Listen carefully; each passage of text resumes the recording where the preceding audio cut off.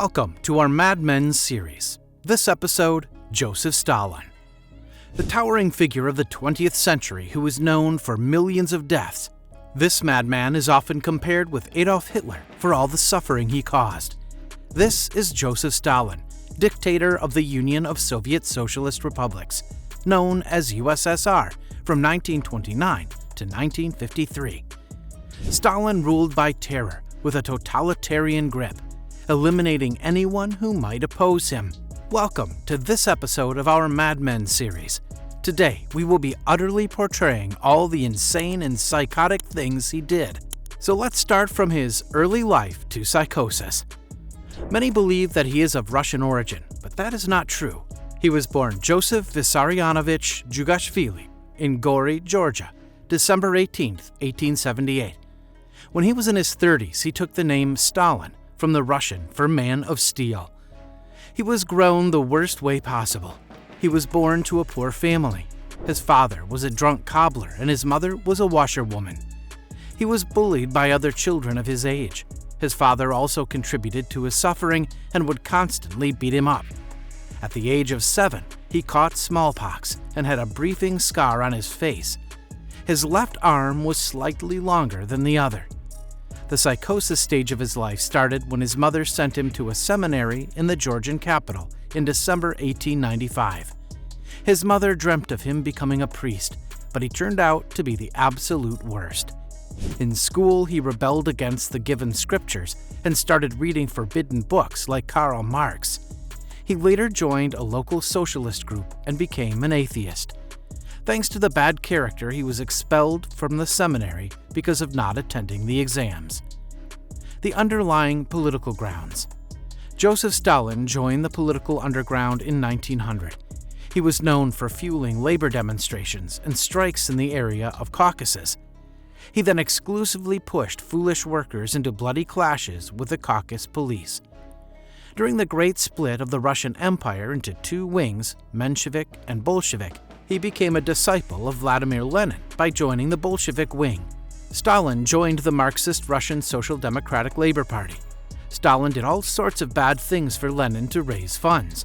It included robberies, kidnappings, and protection rackets. During this timeline, he was arrested more than 7 times for revolutionary activities. On his repeated arrestments, he got several banishments from his party, but he was doing it for Lenin, so it wouldn't count. Stalin in power. The fight between Stalin and Leon Trotsky.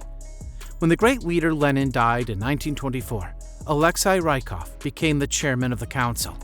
In other words, Rykov became the head of the government.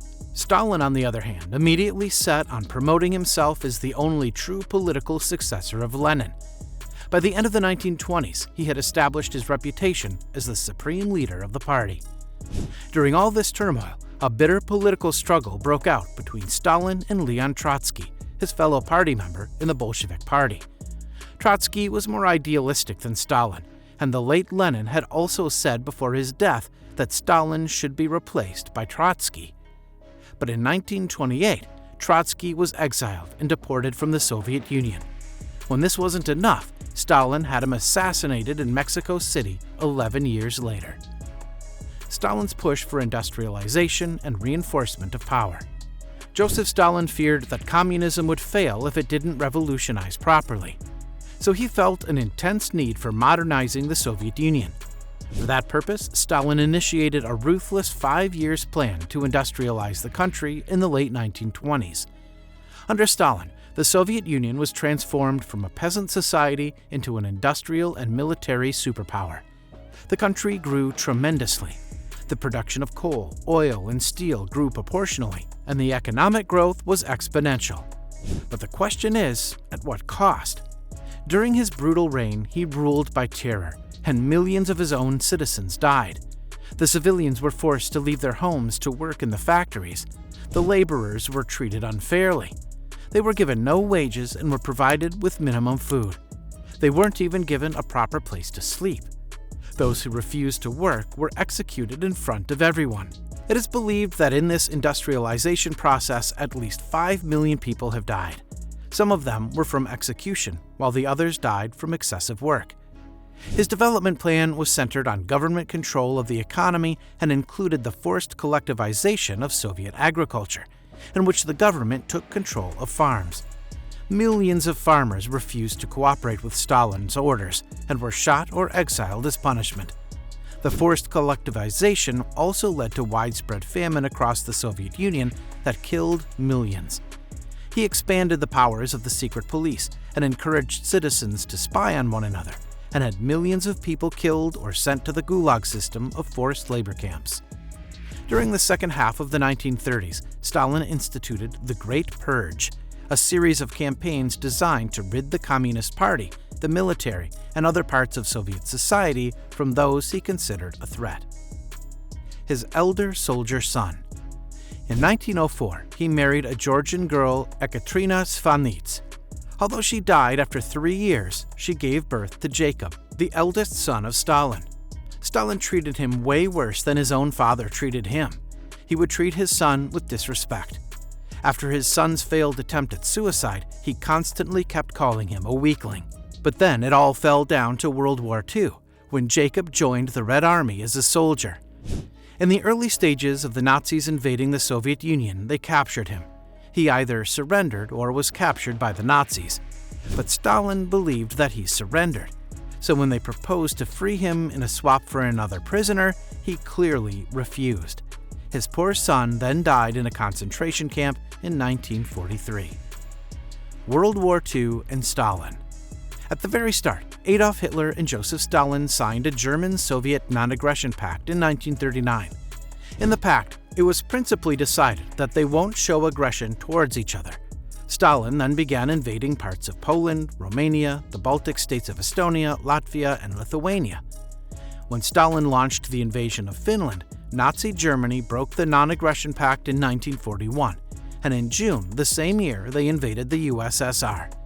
His own intelligence agents, along with the Americans and the British, had given him several warnings that the Nazis were about to invade, but he ignored all of them. Therefore, the Soviets were not prepared for war. But when the Nazis were about to invade Moscow, Stalin stayed there, fought back, and directed a scorched earth defense policy, destroying any supplies or infrastructure that might benefit the enemy. During the timeline, August 1942 to February 1943, the Red Army successfully drove them off from Russia. When the war grew, he became a major ally and helped in defeating the Nazis. But the expansion of the post-war Soviet Empire did not cease, and his vision was still the same. When the war ended, the relationship with the West grew increasingly tense. The period from 1946 all the way up to 1991 is known as the Cold War. Joseph Stalin did not mellow with age, suppressing all dissent and opposing anything remotely foreign, especially Western influence. He established communist governments throughout Eastern Europe, and in 1949 led the Soviets into the nuclear age by exploding an atomic bomb. In 1950, he gave North Korea's communist leader Kim Il-sung permission to invade the United States-supported South Korea, an event that triggered the Korean War. His death. Joseph Stalin, who grew increasingly paranoid in his later years, died on March 5, 1953, at the age of 74, in Konstevo, Dhaka. Although the story of his death is prolonged, the main cause of his death was either a heart attack or a series of strokes. His body was embalmed and preserved in Lenin's mausoleum in Moscow's Red Square until 1961, when it was removed and buried near the Kremlin walls as part of the de-Stalinization process. The legacy of Stalin is a dark chapter in Soviet history, being a notorious killer of more than 20 million people. He is known as one of the most dangerous totalitarian leaders in history. I'm sorry to say, guys, but you have reached at the end of this episode. Now, don't forget to press the thumbs up and subscribe to the channel for more Mad Men episodes. Lastly, mention your thoughts about the madman Joseph Stalin.